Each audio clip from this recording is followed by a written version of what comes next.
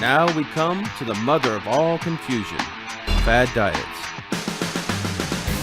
It seems like every week a new diet comes out, or a new craze.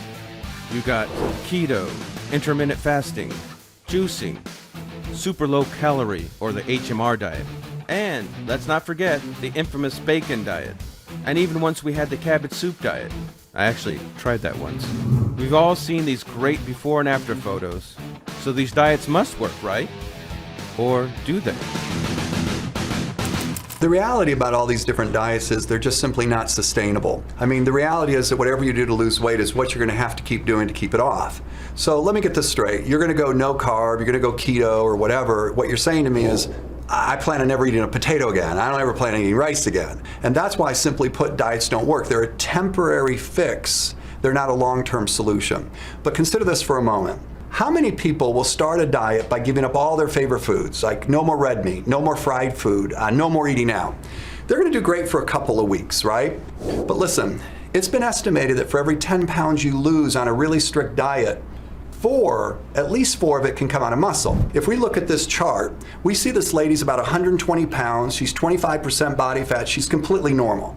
Now, she overeats for whatever reason, and let's just say she gains 20 pounds. That fat sits on top of the fat she had before she gained it. Now, let's just say that she's at 140, and she wants to do whatever it takes to get the weight off fast. So what she's gonna do right now is she's gonna undereat. She's gonna cut out her carbs. She's gonna eat a really low-calorie diet in an effort to lose the weight fast. But listen, if her eating is not sufficient to sustain her muscle, then while she's losing weight, some of it's coming out of fat and some of it's coming out of muscle. Now, she's not going to notice any of this is happening to her, right? So at the end of the day, what happens is she hops up on a scale, she loses 20 pounds, the scale tells her she was successful, but let me ask you something. Was she really successful? So as you can see in this chart, she's kept some fat from the last diet, right? And she's lost some muscle. So when she gets back down to 120 and goes to diet again, she's actually fatter at this 120 than she was last time she was 120. Now look, if I time span a period of say 8 years or 10 years of this unorthodox on a diet, off a diet, if we could get her back down to 120, she'd no longer be 25% body fat, she would now be 40. You see, because every time she's dieting, she's retaining some fat while she's losing some muscle. And what that means now is her metabolic rate slowed down. You know, if she eats the same number of calories she used to at 120, this girl's gaining 10 pounds a year every year thereafter just by eating the same amount of food. And again, it comes back to that thing. Well, a lot of people say, well, if she just exercised, she would have kept the muscle. And I'd say, no, if she wasn't eating enough to sustain her muscle as it was, and she's working out, she's actually burning more muscle. And so you see, at the end of the day, so many of these diets aren't really sustaining your muscle. A lot of them are going to cause you to lose the muscle. Now what happens is your metabolic rate slows down, you eat the same amount you used to, and suddenly you're getting heavier. And I think the big problem with so many diets is you ultimately become a hope seeker. And so what's happening now? She's going on to the next diet, the next diet. You know, all this craziness has to stop, and it really has to begin with a sustainable way of eating that you know that you could do the rest of your life. Well, anytime you go on a diet, I believe fundamentally they don't work. If you're going to end up losing lean muscle tissue, you're going to end up losing your ability to burn fat efficiently. I mean, it's pretty much that simple. And so it's a vicious cycle. So if there's a dieter that were to go to extreme dieting or extreme exercise coupled with extreme dieting, and let's say they lose, a pretty sizable amount of weight, their rebound is so severe that they gain that weight back, and typically most times they're actually a fatter version of the same weight because of the loss of lean muscle, and that cycle just repeating and repeating itself over sometimes over a generation. I think all these diets, though they're good in the beginning, over a long time, I think they're very damaging. And diets are what they are. I mean, what is a diet? Diet is a short term to get your body to respond. When you look at all these success stories, you know what I mean, whatever, it's Biggest Loser, whatever. You take these people and they put them in a perfect environment, you deny them foods, of course they're gonna lose weight. What happens a month from now, a year from now, 5 years from now? That's why fad diets don't work, because there's no patience. People want an immediate response, and it doesn't work that way. All these diets seem to work. Many people do lose weight initially. But the problem long term, I have not seen a lot of people be successful on these meal plans or these diets. And the reason why I won keto, I mean, okay, the first time you decide to have an adult beverage, or the first time you decide to have a little bite of maybe that potato or that pasta your friend is having, or it's somebody's birthday and you just can't stand it, or you go to Mexican food and you think you could just have the fajitas, but people are doing margaritas and there's that chips and salsa. I mean, that is pretty hard, and many people are failing at that diet just because of that. It's really hard long term, and who wants to live like that? I mean, that's a hard way to live the rest of your life. And then every day I hear about intermittent fasting, but long term, to be doing intermittent fasting, to me, it's just slowing down your metabolism. By not eating, you're not fueling your body, so now your metabolism's shutting down, and now what kind of weight are you losing?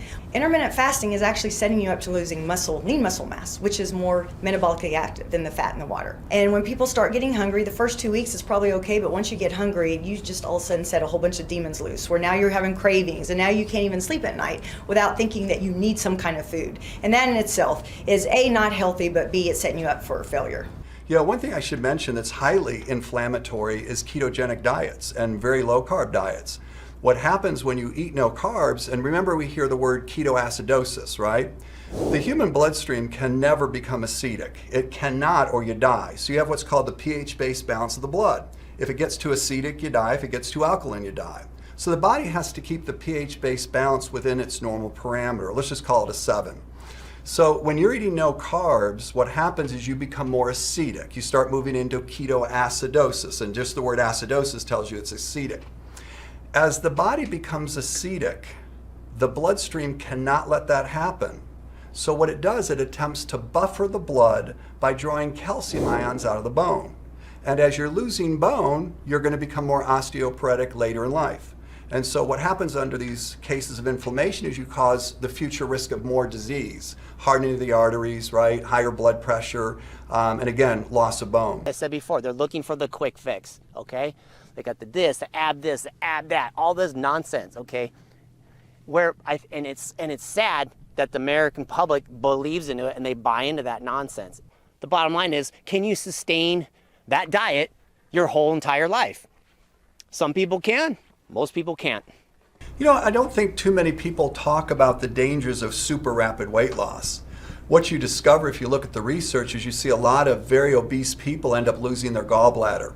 And what happens is there's such an inundation of fat cells, or not fat cells, the fat going through the system that it literally destroys the gallbladder. If you're losing fat so quick, and you want to keep losing fat, you're actually damaging what your goal is, what your physique is. You're gonna lose your muscle. You're gonna probably dehydrate yourself. You're gonna sap all your energy. You're gonna definitely take the water out of your body. To burn a pound of fat, you have to burn 3,500 calories. So think about that. People that are trying to lose, let's say 10 pounds of fat a week, how are they gonna do that? 3,500 times 10, 35,000 calories. How are they gonna do that in 7 days? It's just not gonna happen. So realistically, people need to realize 3,500 calories, a pound a week, that's about 500 calorie deficit a day. So when you really do the math to it, you can understand that working harder is really not gonna benefit you more. And thinking about it, like anorexics. Anorexics are, everyone looks at them, they look like a skeleton, and they say, oh my gosh, they're so thin. But when you do the body comp on someone that's anorexic, really they have 50% fat. I mean, that's almost obese. And the reason why is because, again, their body will only get rid of some fat, and then what goes after that is all lean muscle tissue. They start burning muscle and holding fat. And that would be a terrible way to try to lose weight. Okay, we've been going through this diet confusion. So now, let's just cut to the chase. What is the healthy, safe, and sustainable way to lose weight? The way I can keep it off, and not yo-yo diet, and gain it all back and more? Well, the answer will shock you. The answer is simple, and it has been around for years. I didn't say it's easy, I said it's simple. And because of that, the diet industry tries to confuse you, just to make money. They can't make money off the truth. And here's the truth. In 40 years, I've watched every diet come and go. I watched the Scarsdale diet come and go, the Pritikin, the Zone. Atkins has come and gone several times. Now it's paleo, then it's keto, then it's, count your macros. The reality of it all, folks, is at the bottom of it, you have to ask yourself, is what you're doing sustainable?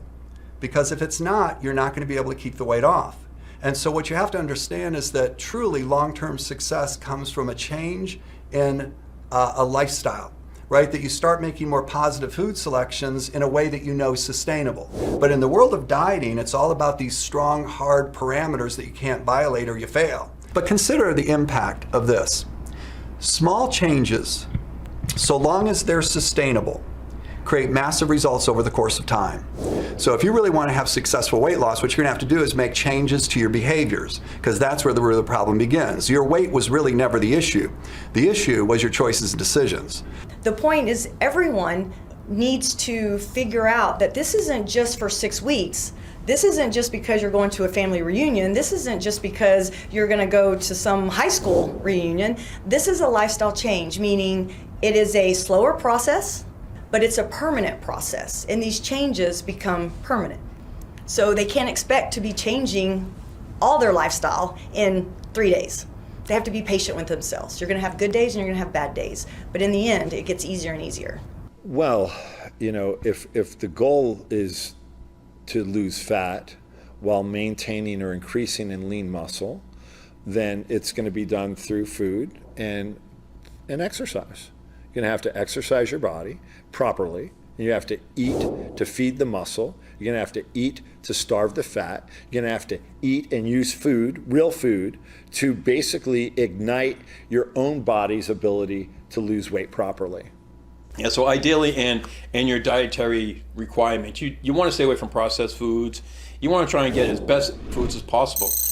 Just basically how they were made, how food was made. That's how you want to eat it. Raw, organic, those are the best types. I have a saying, if God made it, it's good. If man made it, it's bad. Man processes food, puts it in a box, in a can, in a bar. That generally your body, I don't see how your body identifies that as food.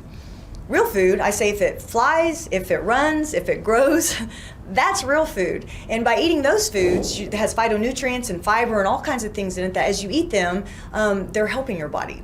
It speeds your metabolism, it feeds your cells, and it is probably the best thing for people to do for permanent weight loss and long-term health. So when you eat, it's not just like, as we talked about, or as you heard in past, it's you want to eat proteins, carbs, and fats, because without one or the other, you don't want spike in your insulin, you don't want drop in your insulin. That's what kind of causes your body to go haywire, and that's when you get cravings. That's when your body will stop burning the fat that you want to burn fat efficiently. So eat meals that are protein, carb, and fat rich. That's what your body wants.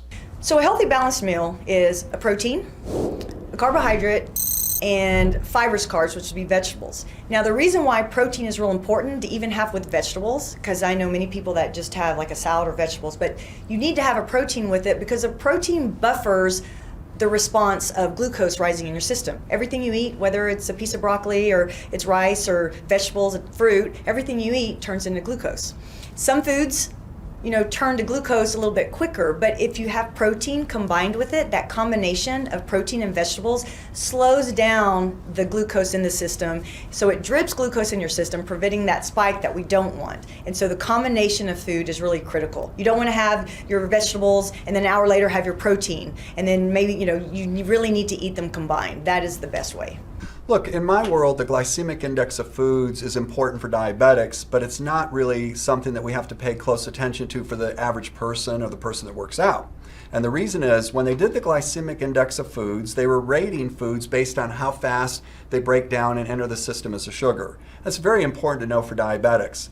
But I think people take the glycemic index and try to apply it to everybody. And let me share with you why it doesn't really matter so much in the way that we eat. What I'm proposing is that you always eat a good protein with a good carb and some veggies. The glycemic index rating was based on eating the carbohydrate by itself.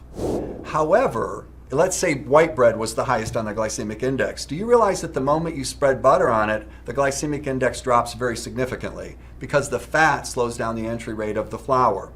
So you see, once you get into eating natural, wholesome foods with a good protein, a good carb, and a little veggie, the glycemic index is much lower, even if you eat a potato, because the protein in the veggie slows down the glycemic index or the entry rate of that potato into the bloodstream. The whole premise behind small meals throughout the day is to constantly feed your body. So you don't want to get hungry, because when you get hungry, adverse effects happen. The fat burning process slows down and sometimes can stop. So you want to constantly feed. Your body's it's like an oven, it's like a stove. So you're constantly feeding. You're feeding nutrients. So what it's doing, it's burning fat. You can get your body regulated so much that as you're sleeping, you can literally burn fat efficiently while you're sleeping. So many people come from this real restricted diet, and all of a sudden they're seeing that, what?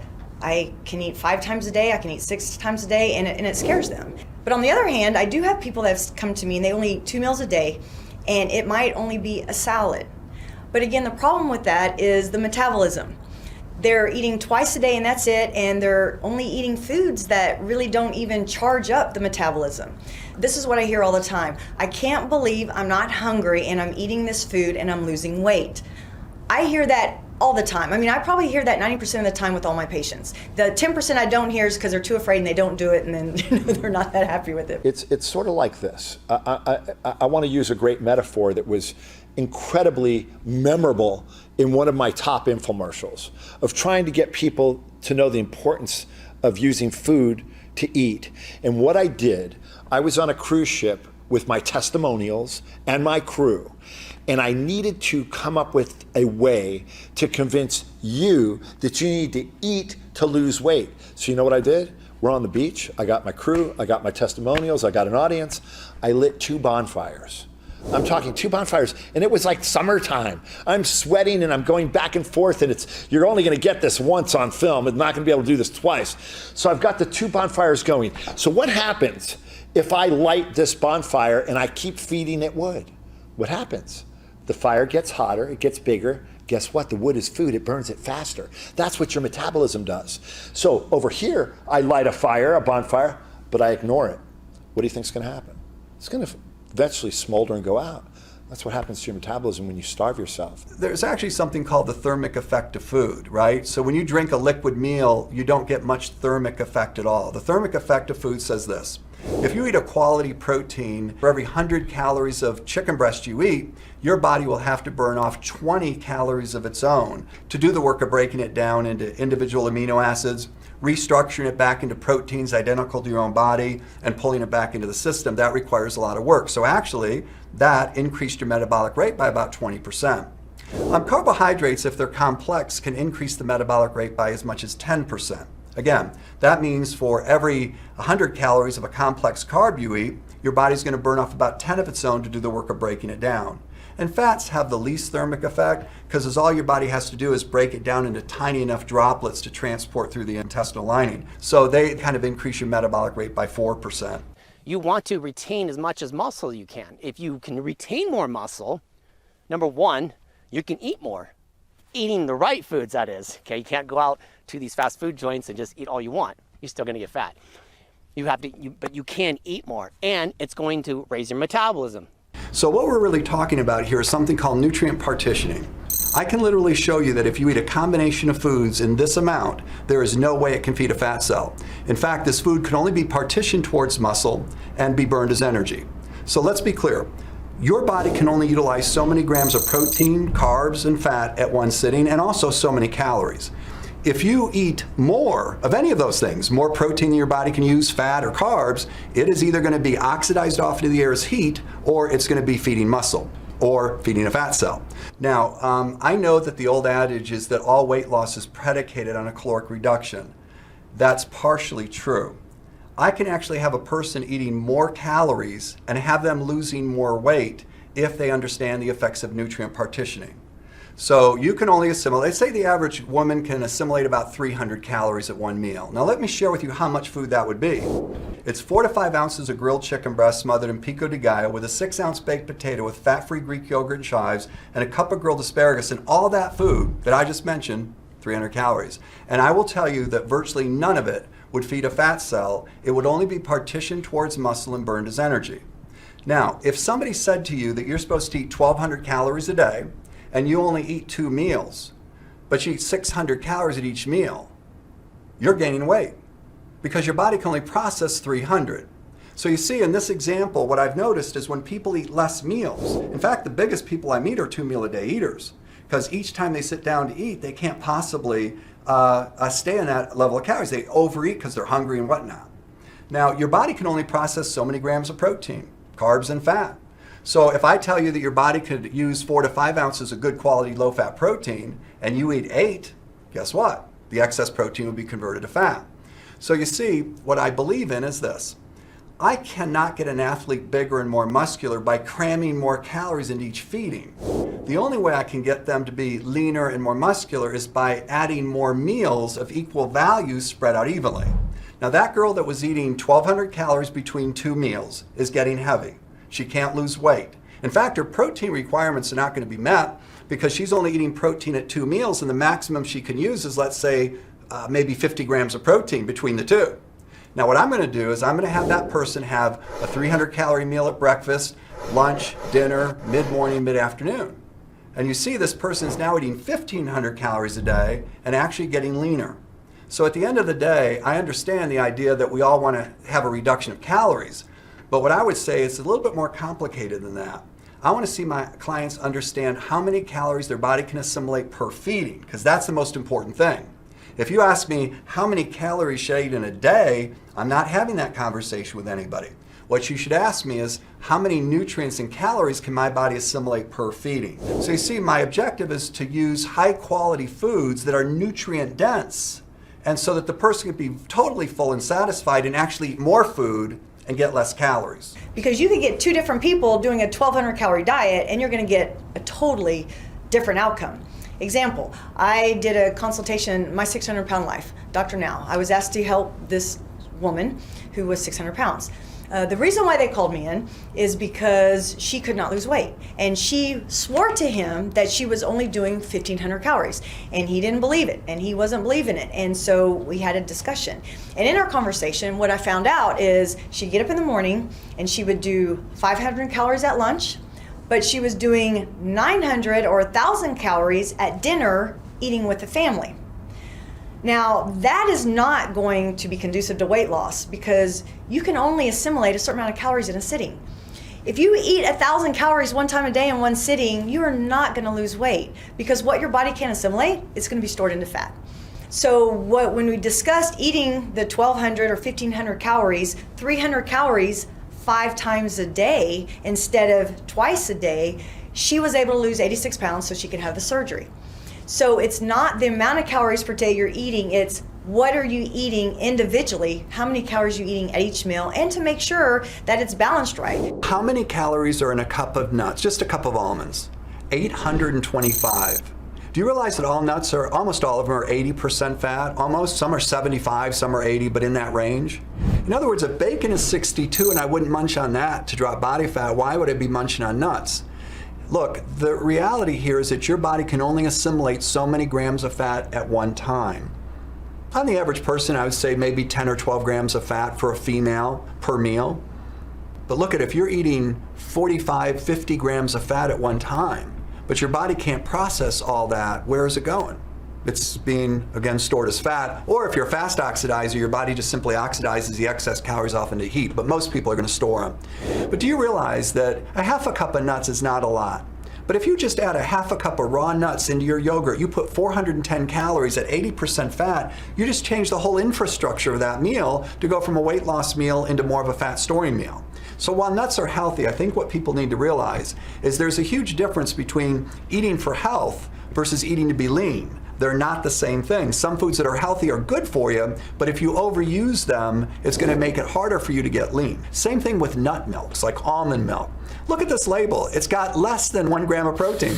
You do understand there's nothing in that milk that's really feeding a muscle cell. And look at the milk is higher in fat than bacon, higher in fat than T-bone steak. Not that fat's the culprit here, but look, if you don't understand what you're doing and you start mixing almond milk in all your protein shakes and you can't lose weight, you got to start to look at this stuff to see if some adjustments need to be made in this area to help you out. I want to briefly interrupt here and explain why we should be eating 20% fat or less in our meals. You see, the most important element in losing weight is to never be hungry and to always be full after each meal. So, how can we eat all that food to get full and still lose weight? Well, that's where Keith Klein's 20% fat rule comes in. Since fats are almost twice as calorie dense as protein and carbohydrates, Eating more fat leaves far less food to be consumed, which in turn contributes to a greater hunger and loss of control over food. For example, would you rather eat these almonds for roughly 300 calories, or this meal, also around 300 calories? And remember, eating that many almonds has way too many fat grams for your body to utilize in one sitting, so guess what? It's storing as fat. Whereas the second meal, which is properly nutritionally balanced, simply cannot feed a fat cell and will keep you full. It's like in anything. If you have a game plan, you're going to have a game plan for success. And the biggest thing, especially for weight loss, is to prepare your meals. And you cook them, you prepare them. But having your food prepared for you is a huge, huge benefit, especially on your weight loss journey. That way you're not guessing, you're not starving, you're not panicking. You're like, oh, I haven't eaten, I don't know where to go, and I'll pull over to McDonald's. Formulate a game plan and get your foods prepared. Let me go through the top 5 things that hold people back from, say, losing weight. Let's just make up 5. I eat out too much. I eat too much red meat. I eat too much fried food. I don't exercise, and I don't cook enough. When you look at that list of those 5 things, is there any one of those 5 things that stand out to you that if you were to focus the most attention on would change almost all of them? I find that when you make a list of the 5 things that hold you back, you will discover that if you focus on one, you can change almost all of them. And that list of issues that I just spoke of, those 5 things, do you realize the one thing that would change almost all of it is if that person started cooking? Because you see, if they cooked their food, they would have food to carry. If they carried their food, they wouldn't eat out as much. If they carried what they're supposed to eat, they have exactly what they're supposed to eat, they wouldn't eat as much red meat or fried food. Right? So that one little thing of cooking and carrying food can put a person in major compliance with their stated goal. So people who don't cook and carry are always at the mercy of hunger. Right? The moment you get hungry, it's just give me food now, I don't care what it is, I want it. So what's going to happen? You get hungry, you pull into fast food, you eat the wrong things. By preparing your meals, whether it's the weekend, get up in the morning, I throw stuff in Tupperware, I have it with me. So when it's time to eat, it's easy. There's no problems. I don't have to think about what I'm going to eat. It's there, it's convenient. To me, it's more of a punishment not to have my food with me and prepared than it is to go out the door without my food. And so by having it with you and being prepared for the day is going to keep you on track and is going to help you stay on track. Because if you don't do that, you're going to fail. I want people to understand there's really only 4 factors that influence weight loss. There are no other 4 that I know of. The first one is it's your food. The second one is your exercise. And sometimes it can just be one thing that the person isn't doing. The third thing is drugs. There are certain medications you can be put on, like corticosteroids, that can inflict a massive weight gain with no change in your eating or exercising. And the fourth thing is a hormone. What we've seen over the years when people come in and we design the proper eating protocol, we remeasure their body fat in 2 weeks, and if they don't change at the rate that I think they should, we immediately turn to blood workup. What's critical to look at in hormones is to look at your thyroid globulin binding antibody. You see, in some people's bodies, their thyroid profile looks pretty good, but what's not seen is the fact that their body is developing antibodies against their own thyroid and locking it up. Right? So what are the hormones that can affect you? Mainly thyroid, prolactin, testosterone, hyperestrogenemia, where your estrogen level's too high. And those are the primary things you might want to go get checked if you feel like out of those 4 components, it's hormones. And here's what's interesting too. This is great. Let's say we take a guy, we'll say a hypothetical guy, 60 years old, never worked out a day in his life, didn't make good food choices. We could have that guy exercising. We could have that guy starting to make good food choices. We could get that guy hormonally optimal. And you know what? In 6 months, 8 months, 9 months, 1 year, he looked like he'd been doing it his whole life. And we could take someone that's been doing it their whole life, and they get to 60. For whatever reason, they sort of stop. They don't check their hormones. They don't go to the doctor. They stop eating really good, and they stop moving their body. They'll look like they never did it their whole life. So it's easy to make the switch. Yeah, so listen, water is a really critical component of human health.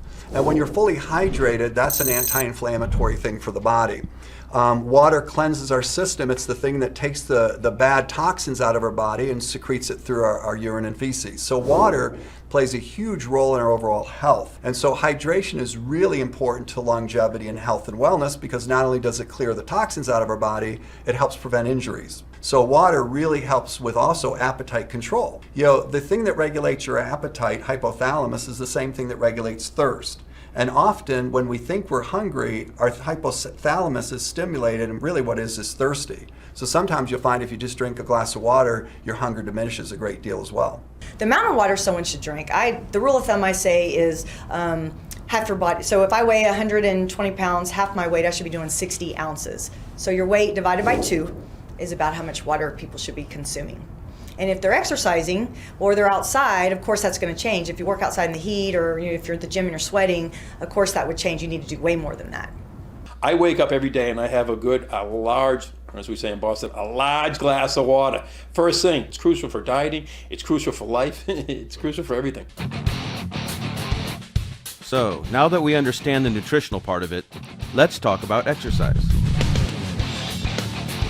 I know a lot of us think, do I really have to exercise to lose weight? Why can't I just lose weight by dieting alone? Can't I just eat right and skip the gym?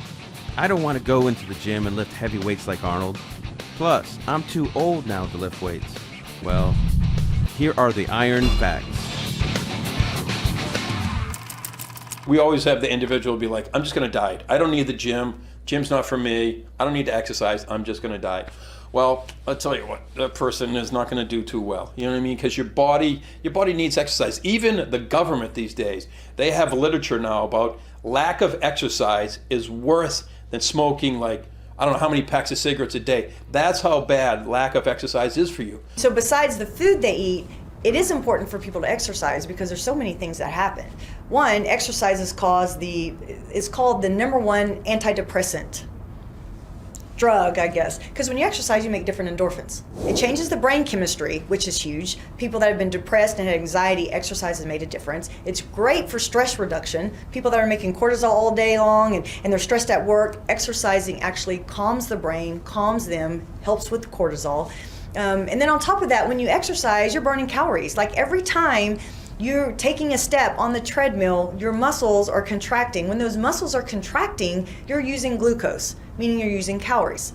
So really to have success faster and also to even look better by combining the meal plan with the exercise, that is a win-win. Because the other, JAMA just came out with an article, but what it said is that low fitness is worse than people that have high cholesterol, high blood pressure, diabetes, everything. Low fitness in the long run is worse than having, even if these people had, their blood work was great and they had low fitness, they were gonna be worse off for people that had terrible blood work, but they did exercise. So low fitness overall is worse. And when you work out, it's anti-aging. Chuck Dertinger earned his master's degree in science with a specialization in exercise physiology. Over the years, Chuck has coached over 1,000 people on how to move through the process of self-change. He is an expert on the acute responses and chronic adaptations to exercise. In the past, he worked with Labrada Nutrition and is currently a coach as well as a training director for the entire staff for the online program Lean Body Coaching. If you had any questions about the real, scientific effect exercise has on the body, Chuck has the answers. The reason why exercise is so good to implement with a good nutrition plan is because the physical activity of using your muscles triggers things in your body that actually upregulate nutrients. So you're burning more calories, of course, but it's actually the afterburn that comes into effect too. So when you work out really hard, let's say you go on an elliptical machine, you burn 300 calories and you're doing something like a high intensity interval training protocol, like the hills on the machine or something. If you're doing that and you're burning those extra calories while you're exercising, maybe that's 300, let's say, right, in 30 minutes or so, you're going to actually have an afterburn too. So all of that exercise is not only going to burn calories, but it's actually going to signal things in your body to help regenerate and recuperate muscle tissue, which is anabolic. It means that it is energy using, if you will. So when we have things that are energy using and we stimulate them, it means that we'll be able to burn more energy. When you eat those healthy foods, you're going to be able to lose excess body mass that much faster. As I mentioned earlier, when you have more muscle, you have a faster metabolism, right? And so one thing is, if you have a slow metabolism, you can actually pick it up by engaging in more cardiovascular activity and weight training. So just because you're starting off with a slow metabolism does not mean that you can't increase your metabolism through diet and exercise. Because remember, so for every pound of muscle that you have to eat 17 calories just to sustain it or thereabouts. And for every pound of fat you have, you only have to eat 5 calories to sustain it, because all your body's going to do is send blood to keep it alive.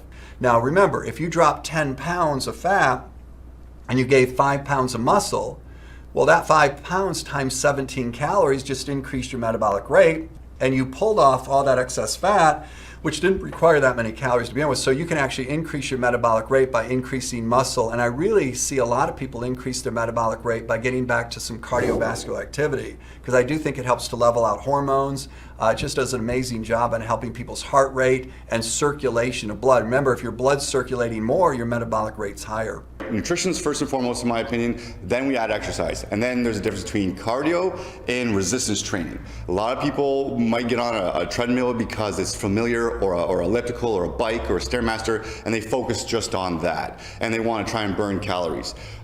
Each machine obviously activates muscles a little bit differently, but for all intents and purposes, let's say a general treadmill, right? You can walk on it, run on it.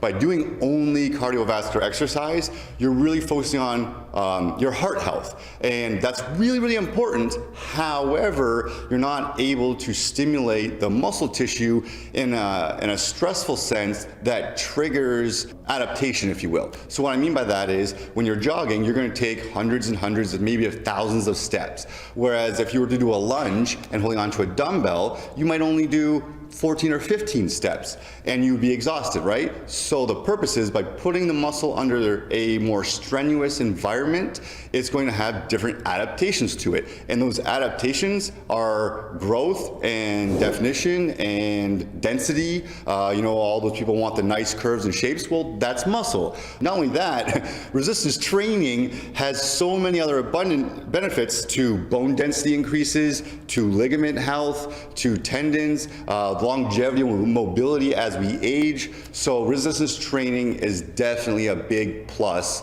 Well, exercise, we have such a large body of work that shows conclusively that exercise can increase your longevity factors.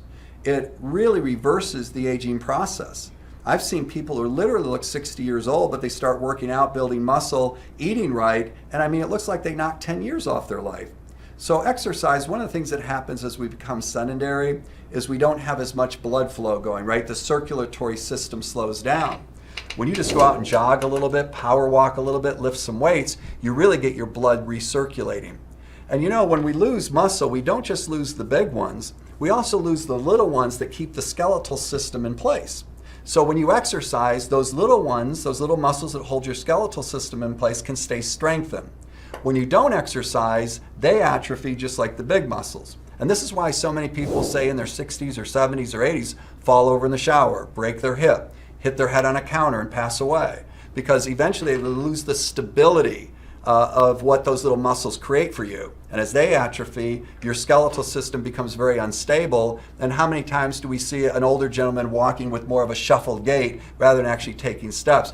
That is not, by the way, a natural act of aging. What you're seeing when somebody begins shuffling is actually a result of a lack of weight-bearing exercise over time as they aged. And again, we talked about people who just think, all right, my exercise is cardio, which is great, you know what I mean? But I think in your formative years, you need muscle, you need strength. And how you get that is through weight training. And we talked about weight training is gonna strengthen your skeletal structure, and you need that. You don't want to be a frail old person. And sadly enough, even people 50, 60, 70 years, 50, actually 40s, 50s are getting hip replacements now because they neglected the weight training. And it's like, oh, I'll run. Running's great, but I think everyone should engage in weight training. I think it's so beneficial to you. I just believe that to have a overall good for you program, it's got to include exercise. It has to. It's a huge component. Nothing will strengthen your bones, build your muscles, contour your body, and give you the shape and tone like resistance exercise. That's weights. Resistance exercise is weights. And then your choices could be endless, whatever you sort of tend to gravitate to, whatever you tend to do most often, whatever you tend to crave and want to do. Now, one thing about working out that many people don't know, especially for anti-aging, Tufts University came out with a study, and it says when you age, there's these different milestones that can happen to every single one of us. When we age, we lose muscle mass, we lose strength, we start putting on more body fat, our metabolism slows down, bad cholesterol goes up, good cholesterol goes down, you start having problems with temperature regulation, but there's 10 points. All these things happen as we age. But there's one thing that can reverse all of that. And what do you think it is? It's exercise. Exercise as in lifting weights and doing some cardiovascular work. The combination of the both is going to be anti-aging, and it's going to slow down or prevent or even reverse some of those milestones people might already be having. Yeah, I mean, there's a million benefits to weight training and exercise and eating right, whether it's, combating heart disease, combating cancer, combating all of horrible life's disastrous diseases, to prolonging your life, to healthy life. But here's one thing about weight training that a lot of people don't know. What the science says, your body can be burning fat efficiently for 2, 3, 4 hours later, it's unfathomable. It's like, I just trained so hard and my body's still burning fat. That's amazing. So there's a lot of things that are not measured, but you get better responses and better results by doing. So people look on the machines all the time. They say, oh, I burn 200 calories, 500 calories. And first of all, those machines aren't accurate for many reasons, because it's really just taking your weight and your age. But what it's not taking into consideration, what's your body comp? Like, say I'm 120 pounds and I probably have more lean muscle mass than another 120 pound young girl next to me. And if we're both walking on the treadmill, the more muscle mass you have, every step I have more muscle that's burning calories. So I am using more calories than someone else that has maybe more fat and less muscle. So it really isn't about your height and your weight when you're doing these things. So that's not accurate. But when you leave the gym, your body's still recovering. It's when you work out for several hours, your body is still burning calories from that workout. It's not like when you leave the gym, it's over. Of course, with all things, overtraining is detrimental, especially when it comes to physique development. It's funny, like training for yourself is unlike any other sport. If you're golfing, you can golf for 5-6 hours to perfect your swing. If you're surfing, you need to be in the ocean 4 or 5 hours just to get out there to catch the wave. But when it comes to your body, and there's science behind this, your body can only sustain 60 to 90 minutes of vigorous activity. After that, it starts to shut down, and the damage is probably too overwhelming. It leads to injuries, it leads to aches, it leads to pains, it leads to chronic pain that can happen. So if you're in the gym 3, 4, 5 hours a day, you better be working there, because if not, you're just killing yourself. It's like this. If you really want to mess your body up and mess your hormone system up, do excessive cardio. Excessive. Talk to any triathlete, any cyclist. That takes its toll on the body. And so, again, what's the goal? If the goal, if it's a requirement for your chosen occupation or sport, you sort of don't have much of a choice. But if your goal is just to get fit, it doesn't require more than an hour 5 times a week. My weight was at 150 pounds when I started my bicycle journey. I was averaging 8 to 10 hours a day cycling. And not just cycling, I'm balancing on the rear wheel. So you're using the whole body, upper body, lower body, everything you can think of, I'm using it. And so I noticed I started shrinking as I was going into my ride. And I was consuming and consuming and consuming. I was up to 4,000 calories a day. For someone my stature, that's a lot of calories. And I was still losing weight. When I finished the finish line, I was skin and bones. I weighed 130 pounds. I lost 20 pounds of muscle mass. It was ridiculous.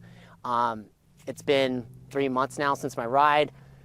I'm almost back to my normal weight. It took me that long to get back to where I want to be. My strength still isn't there yet. I'm still progressing. There's a point when people, they start exercising and they think, oh, this is great, and they want to exercise more, thinking, well, they'll get faster results. Well, there's something called overtraining, and it does several things. One, it can actually increase your cortisol. I know many times when other athletes have overtrained, what you start seeing, you start putting on more fat. Because when you overtrain, you need time for your muscles to recover. Every body part, I say, whatever body part you're doing, give it at least 48 hours to rest, sometimes 72 hours, depending how hard you lift. Because if you don't give it that recovery, it's not going to recover. And if you start working out on muscles that are already fatigued, you're basically going to break them down. So now you're burning muscle and you're storing fat, then trying to build muscle and get rid of fat. I would ideally suggest that your exercise program have a combination of resistance, a little bit of aerobic cardio, something that's fun, whether it's going to the dog park with your dog or playing with kids or grandkids. There needs to be some sort of active rest, I would call it. Things that you would do, that whether it's in the garden or out by the pool, or things that you don't even view as exercise, but lifting weights 2-3 times a week for 30 to 40 minutes, and some form of cardio and a little bit of flexibility training. Now, we come to what I believe is the most important part of any weight loss journey, and it's an element that most weight loss systems do not include: the psychology of weight loss. Without it, no sustainable weight loss is possible. Many companies will mail you food or teach you how to eat, but not show you the reasons behind our overeating, or show us how to control all those cravings. As you will see, you cannot change the body without changing the mindset first. Once you master your mind, all you have to do is just wait for your body to catch up. So a number of years ago, I was working with a psychiatrist, and all we did was work with eating disorder patients. And back in those days, they were very formidable for me, because one of the things that it did is it allowed me to really sit back and see the psychological component of weight loss just versus the food component. And during those years working with psychiatrists, we were having really great conversations about how that person's thought process was interfering with their ability to get where they wanted to go. And one of the things I was doing back in those days is I started writing papers for a lot of articles and journals and things like that. And one of them I labeled as the psychology of deprivation. So what I want to show you is how a simple thought, like, the beginning of a diet, eat perfectly, no more red meat, no more fried food, can actually turn out to work against you.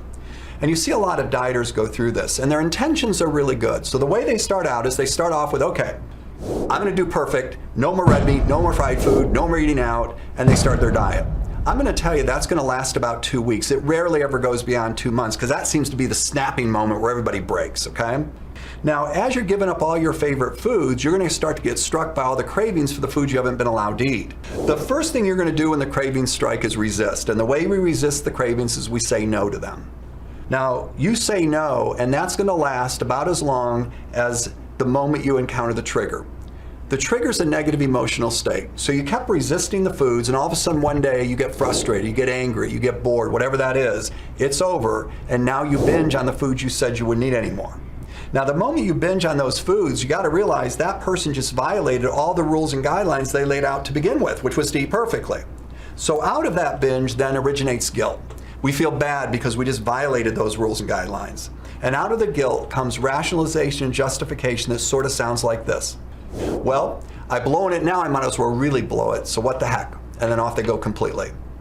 Now, as you watch that scenario, I want to create another scenario, because consider this. If you were driving down the road and you got a flat tire, would you ever jump out of your car and slip the other 3 tires? I mean, who would do that? Look what you just did. You delayed your journey. It's going to cost you more money. You don't have to buy 1 tire, you have to buy 4. And everything you did in your attempt to get to your destination was destroyed by getting out of your car and slitting the other 3 tires.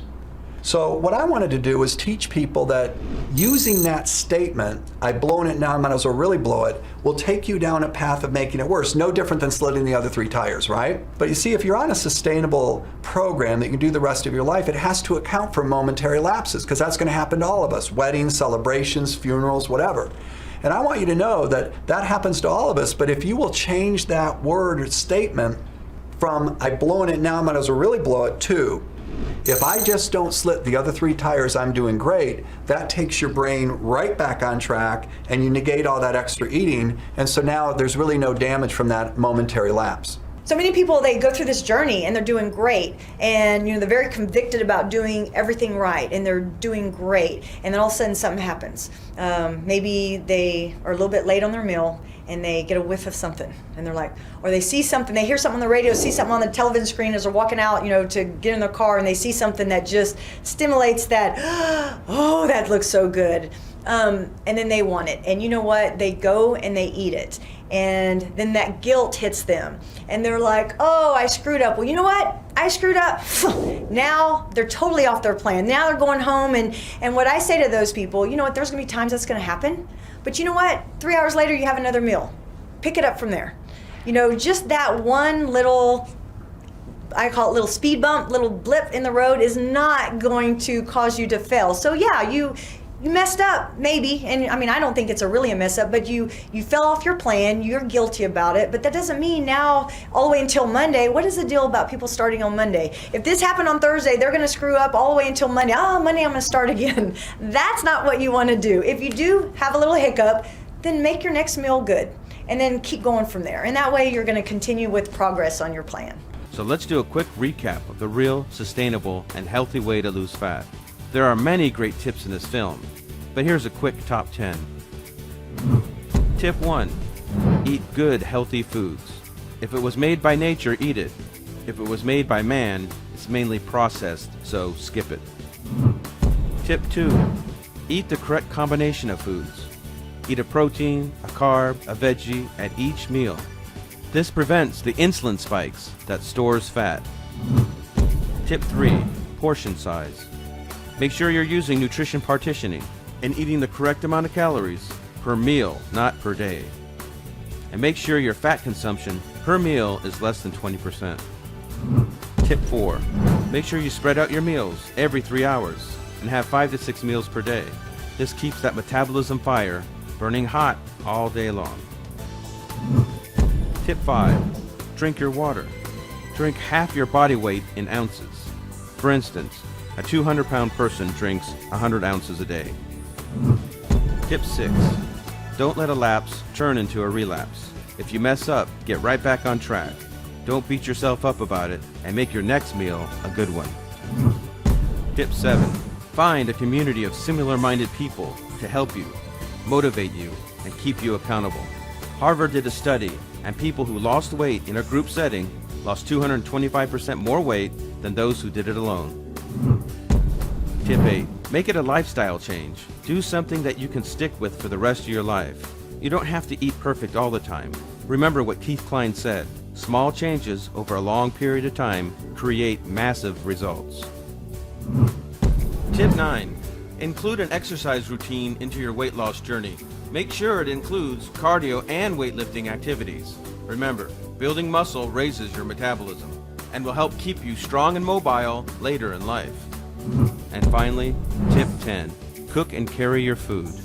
After you plan out your meals, cook them and put them in food containers and carry them with you wherever you go. Nowadays, they make great food coolers, which you can find online. That way, no matter what happens that day, you will be prepared and have exactly what you need to eat.